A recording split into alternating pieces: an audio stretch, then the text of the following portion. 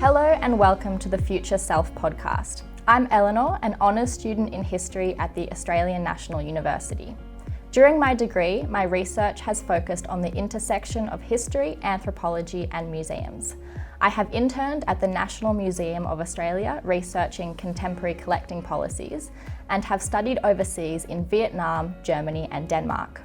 My research currently explores collections of Indigenous Australian material culture in overseas museums.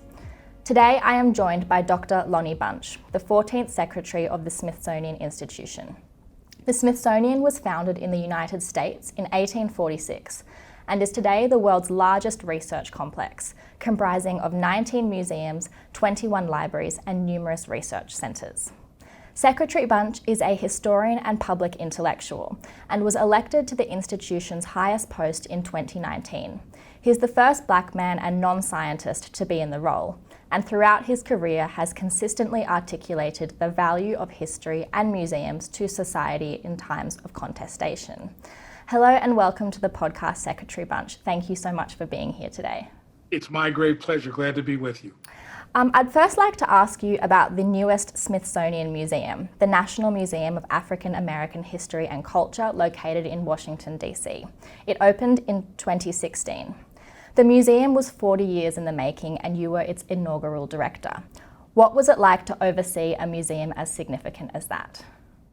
I must admit it was both challenging and exciting to recognize that this was a chance to create a museum in Washington that would help all Americans, but all who visited the Smithsonian understand how they were shaped by the African American experience. So it was partly a way to help people remember stories that have been left out of the narrative, remembering people who were crucially important, but nobody knows their name. But it was also equally important to frame this as a lens for anybody to understand what it meant to be an American by understanding Black culture. So the goal was, what was most exciting was to create a museum that said, this is everybody's story. It's not a community story, it's everybody. So as I like to frame it, the most exciting thing was we were able to tell both a people's story and a nation's journey. Absolutely. Even with the spread of social media around the world, I think it's just so evident how influential Black culture is, not just to America, but the rest of the world. I think I was really, even though I knew that it was important to frame the museum through an international lens, because Americans by nature are, they don't do global very well. And so I wanted them to really think about this, but it really hit me. I was in Sweden near the Arctic Circle, and I was talking to a village elder from the Sami people, and he said to me, "Are you an American?" I said, "Yep." He said, "Do you know Al Green, the musician?" And I just went, wait a minute, I'm in the middle of nowhere and you're asking about Al Green. That taught me right then and there the power of this culture. And so I really wanted people to understand its impact on the United States, but also its impact globally. So from what I understand, you started university in the 1970s and the National Museum of African American History and Culture also had its inception around this time. When did you realise that history was the discipline that most compelled you, and how did this period influence your development as a public historian? Well, I think, first of all, the museum is even older than that. I mean, the idea for the museum began in 1915. So it's really been a 100-year stretch. So part of my job was to fulfill the dreams of many generations. But for me, first of all, history became the most important thing for me because I grew up in a community where there were very few Black people. And there were people that treated me horribly and people that treated me wonderfully. And I couldn't understand why. And so I thought if I understood the history of my little town, maybe I'd understand why people treated me in a certain way. And then that got me to thinking about just understanding history as a way to understand the nation.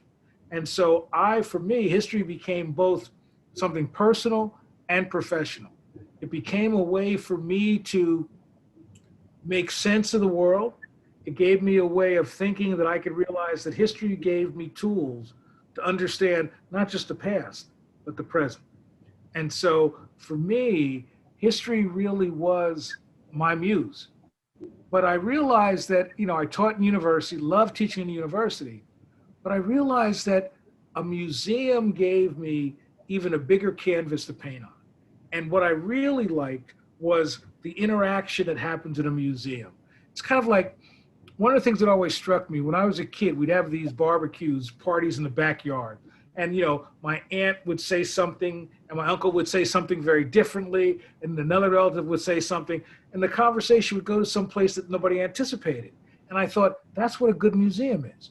People come together who don't know each other and they may engage with an artifact or a public program and they talk and suddenly they're in a place they hadn't anticipated. And I love the fact that museums were more of a social engagement, and not just sort of me talking to the few people that'll read my book, but rather stimulating conversations among many generations. That's what excited me about museums.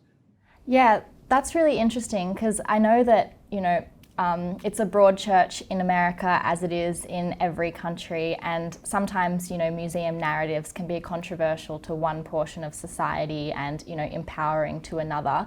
How do you strike that balance?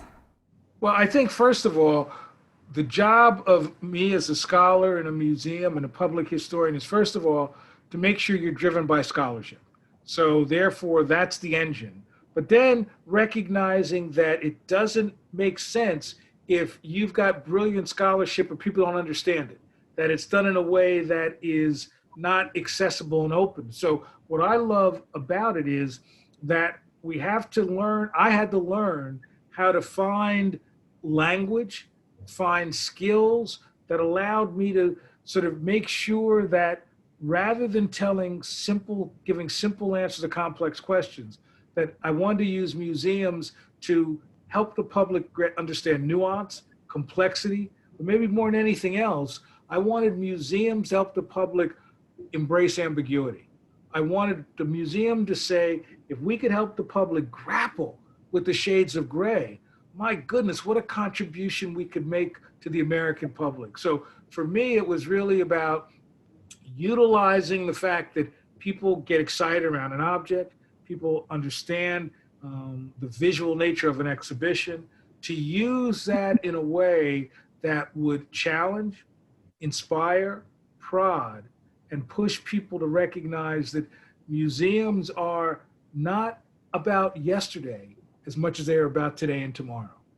Yeah, that's a really nice sentiment. I think that sums it up really well. Following on from that, you've written that history museums have a responsibility to convey fuller, more complex histories. What do you see as the role of museums and public history in the 21st century, particularly with increased polarization all around the world? I think there are two things for me. One is all museums, I don't care if they're museums of history or science, all museums have a social justice role.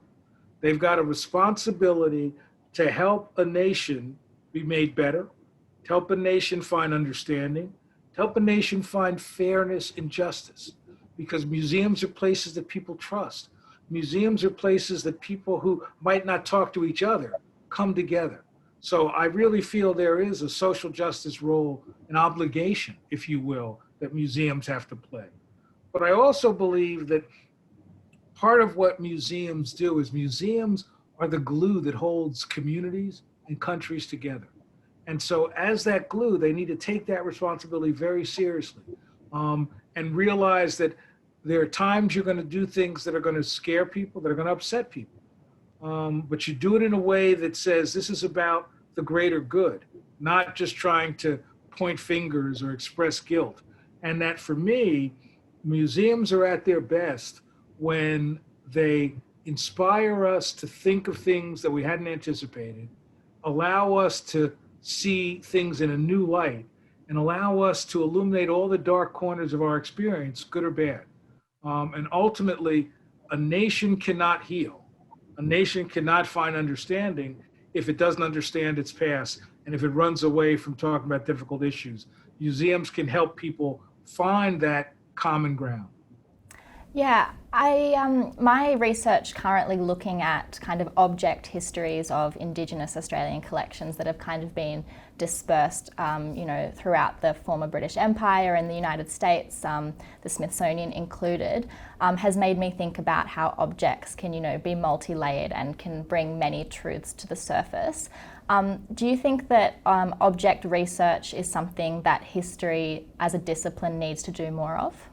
I think that's absolutely right. I think that understanding, when I first got into museums, people used to say to me, remember, objects speak for themselves. Well, they whisper for themselves, right? And I think part of the challenge is to understand both the layers of what these objects tell us, the meaning of these objects, and then understanding the layers that people bring to those objects to help them interpret them in a way that gives people a kind of useful and usable experience. And so I think the notion of sort of being more sophisticated in object research, and recognizing that object research is really the best way to ensure that you're communicating effectively with audiences. And I think the notion of what I love about object research more than anything else is that it forces me to look at things through many layers. And I think that's the power of it. And I guess one of our great strengths ought to be to help the public recognize that we're making choices as scholars in museums. Now, the choices are based on experience, expertise, scholarship, but it's a choice nonetheless. And the more we can unpack that for the public by helping them understand the many layers of these objects, the more engaged the public will be. So making choices in museums and also, the social justice role that you've mentioned, do you think these responsibilities extend to museums around the world taking on, a more political role in the future? I've always felt that museums, by their very nature, are political. The choices they make, the choices of objects they don't show, the way they interpret, it's political. So therefore, saying that museums are now entering into a political sphere is wrong. They've always been political. What I think is the challenge for museums is to recognize that because they are political, because the public trusts them, you've got even a more special obligation to help the public see things differently, understand things in a way that they may not have without being able to engage around an object or an exhibition. So I think in some ways, as I said earlier, museums are the glue, because in those museums are the opportunity to find that common ground, to find that understanding, to basically have the courage to challenge, have the courage to explore difficult issues, but also have the courage to recognize that you have to know your audiences almost as well as you know your artifacts. And I think that begins to make museums stronger and better. But I believe very strongly that it's incumbent upon, I spend a lot of time traveling around the world, right? Whether it's Australia, New Zealand, the UK, China, looking at how museums reflect regional or national identity through their collections. And it is amazing to me, both what you can learn about national identity through museums, and also how I look at, for example, how the right-wing government in Hungary is trying to change museums to create a different narrative. So it's crucially important for people to understand how essential museums are to crafting national identity, to reflecting national identity, but also crafting national identity. And to do that, it also means that they're political.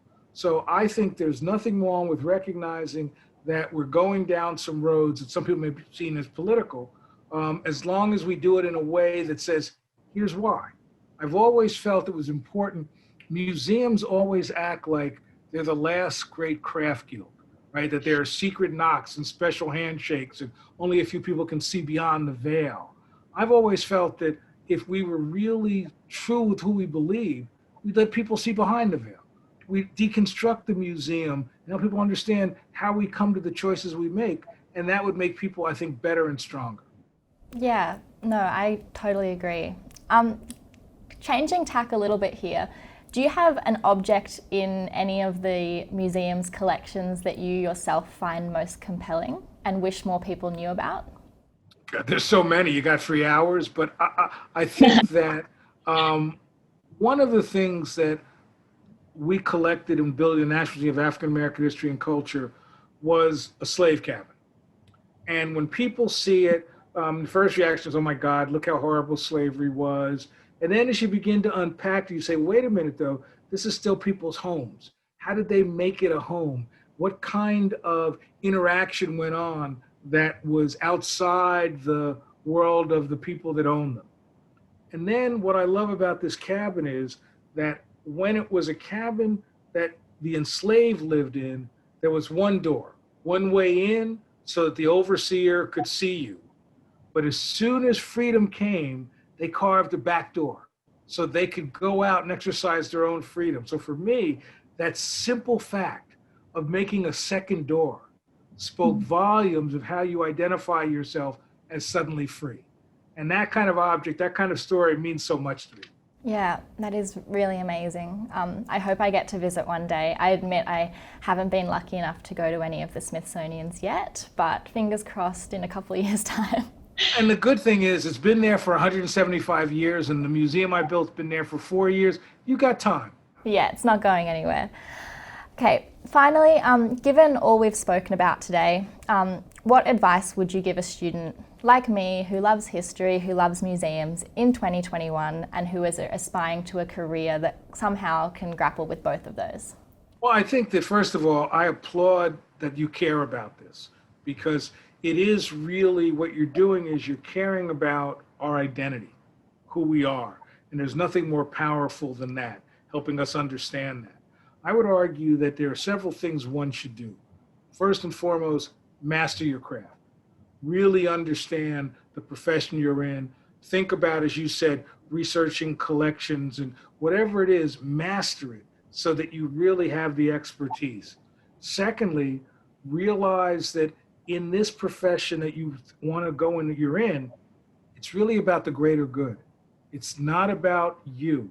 It's about the greater good. And I've always told people that work with me and we do important work and your career will flourish. You'll grow, you'll get what you need. But if your goal is to think about you and you only, then this is not the place for you because this is about giving of who you are so that others can understand themselves more.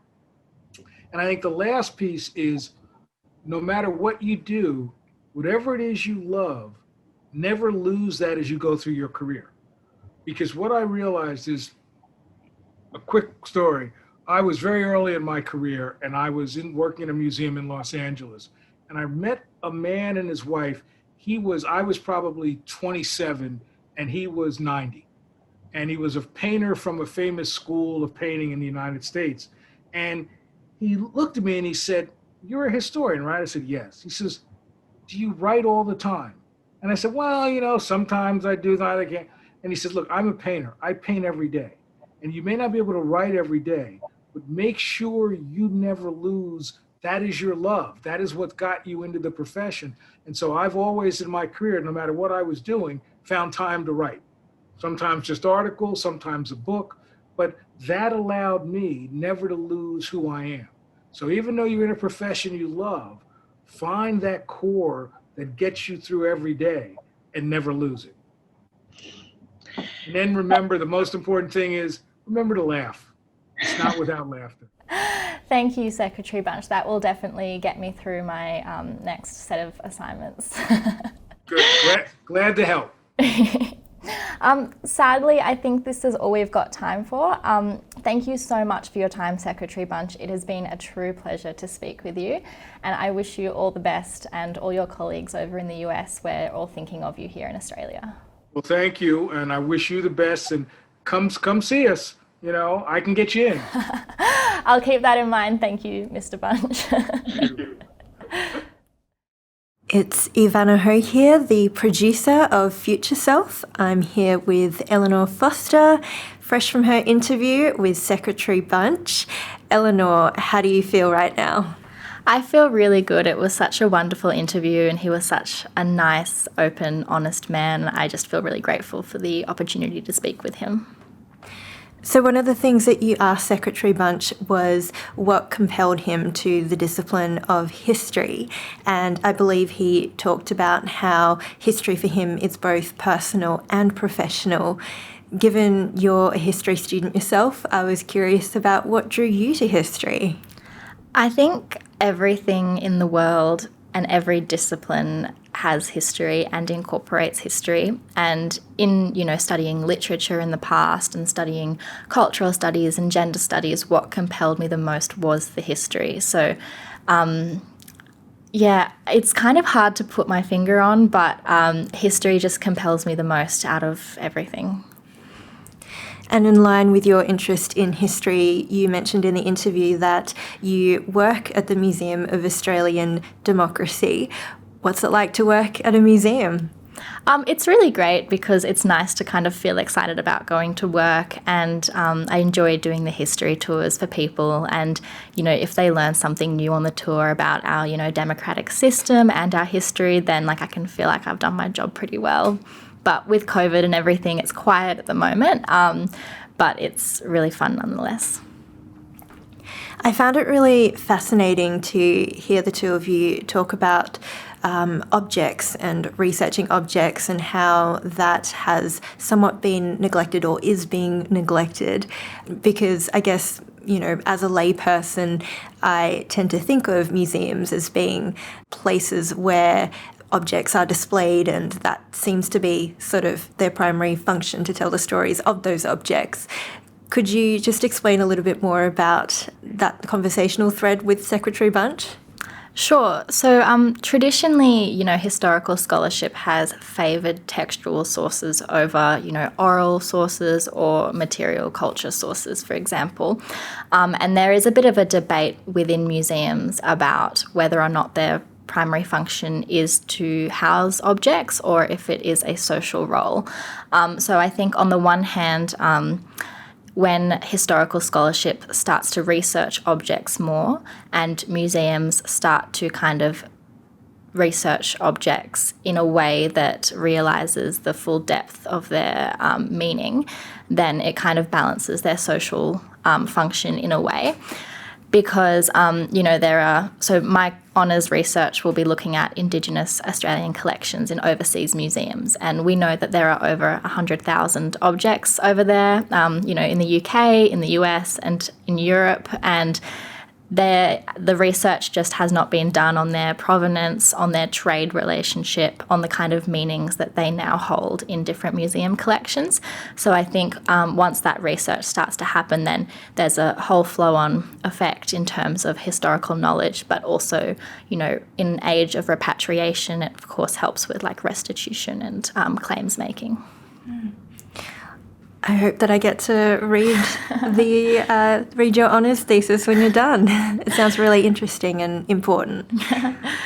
So Secretary Bunch gave you some advice there at the end, and one of the things he talked about was working for the greater good, and he said some other really insightful things.